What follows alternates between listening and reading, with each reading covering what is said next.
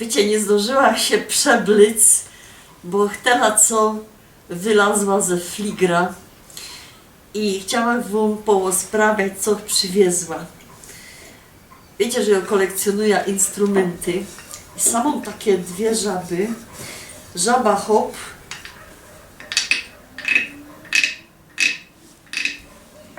i żaba baba.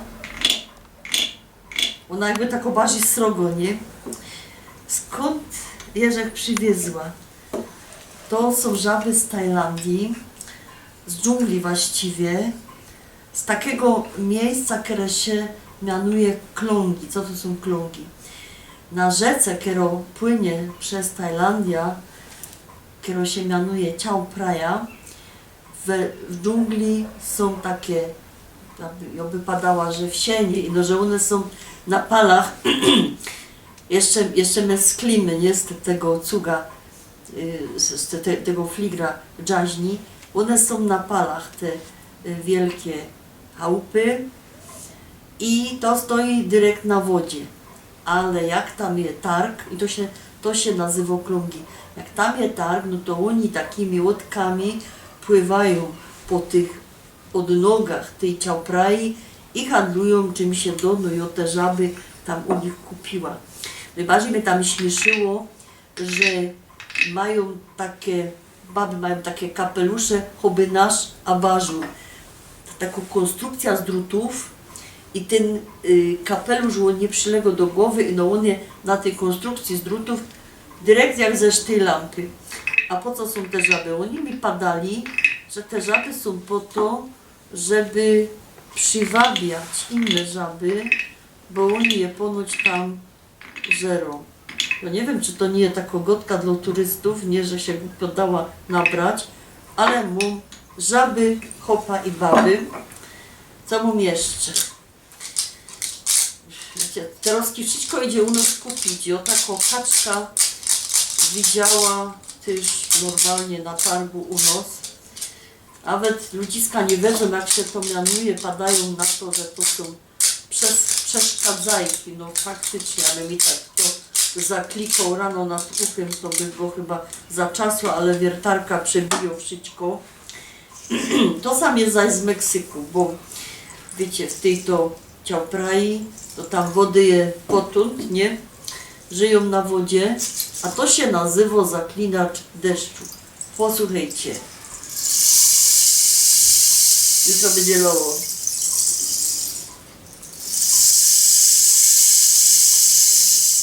Fajne, nie? To jest blank prosto zrobiony, ja widziałam jak to robią.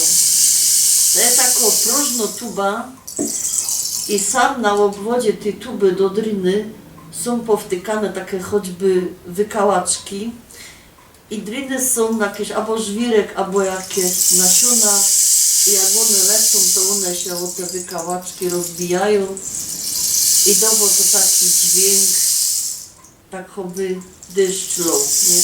Może już nie będę zaklinać, bo lato mamy, może tam urlopy mocie. Ale na koniec to nie wszystko w mojej kolekcji, ale chciałabym pokazać sam to. I ja wam powiem, że ja nie wiem skąd to jest, ja to dostała. Nie wiem, richtig nie wiem. To jest taka tuba, ona jest próżno. Sam w różnych miejscach są porobione takie nacięcia, te takie pudło rezonansowe, a sam są naciągnięte struny. I one są pięknie nastrojone. Nie poradza na tym grać, też moje wnuki ćwiczą ze swoje palce na tym, także nie sądzę, żeby te strojenie zostało. Jak się to nazywa, nie wiem. No to są przeszkadzajki, żaby, to jest zaklinacz deszczu, a to nie wiem. Jak ktoś ich z was wie, całkiem poważnie wam padą, to mi rzeknijcie. A na koniec powiem wam takie cosik z życia pilota. To akurat było na innej rajzie niż ta, z której się dziś wróciła, ale przedstawcie się, jechaliśmy z moim chłopem na taki tramping i z czeskiego biura I ta dziołcha, ta pilotka, ona była całki czas, ze sobą pilotka, nie? Ona była całki czas zajęta swoim synkiem, nami trochę myni, Czechy naród spokojny. No i w Genewie się umówiła z nami punkt 14.